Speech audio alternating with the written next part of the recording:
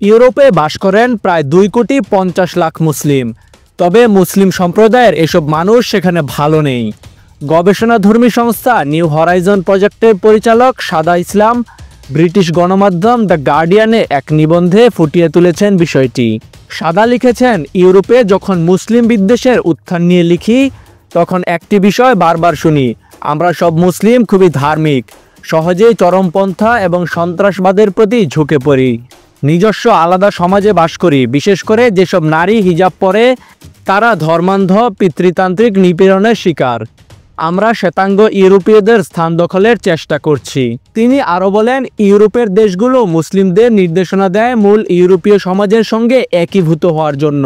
আমাদের বলে আলাদা না থেকে আরও বেশি ইউরোপীয় হতে, ইউরোপীয় সংস্কৃতিকে ধারণ করতে, যার মধ্যে আছে মদ পান ও শূকরের মাংস খাওয়া। এসব করে যেন আমরা ইউরোপের রাজনৈতিক, অর্থনৈতিক এবং সামাজিক জীবনে সক্রিয় ভূমিকা পালন করি।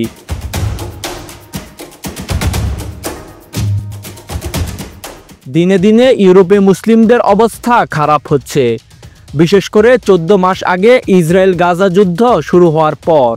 সম্প্রতি নেদারল্যান্ডসের আমস্টারডামে ইসরায়েলি ফুটবল দল মাকাবি তেল আবিবের সমর্থক ও স্থানীয় মানুষদের মধ্যে মারামারির বিষয়টি উল্লেখ করে তিনি বলেছেন, এ ঘটনার পর ইউরোপীয় সরকারগুলো এমন বিষয় বুঝিয়েছে বর্তমানে ভালো ও খারাপ মুসলমানদের মধ্যে কোনো পার্থক্য নেই।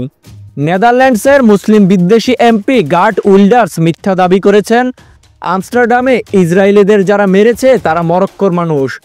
যারা এই হামলার সঙ্গে জড়িত তাদের নাগরিকত্ব কেড়ে নিয়ে মরক্কোতে পাঠানোর হুমকি দিয়েছেন তিনি।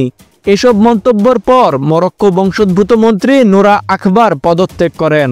ইউরোপীয় ইউনিয়নের এক কর্মকর্তার কথা উল্লেখ করে সাদা বলেছেন, তিনি আমাকে বলছেন, ইউরোপীয় সমাজে মুসলিমদের এখনও গ্রহণ করা হয় না। তারা ভাষায় যতই দক্ষ হোক, উচ্চশিক্ষা গ্রহণ করুক, সঠিক পোশাক পরুক। কিছু সুবিধাবাদী রাজনীতিবিদ বলে ওঠেন, তাদের সংস্কৃতির সঙ্গে মুসলিমদের যায় না। তিনি আশা প্রকাশ করে বলেন, একটা সময় ইউরোপীয় ইহুদিদের সঙ্গে এমন আচরণ করা হতো, সেটি কেটে গেছে। একদিন মুসলিমদের ক্ষেত্রেও বিষয়টি পরিবর্তিত হবে। ইউরোপীয়রা ভিন্নতাকে মেনে নেবে, তবে এক্ষেত্রে মুসলিমদের বেশি করে আওয়াজ তুলতে হবে। তাজিম আশরাফ, বিডি আর্কাইভ।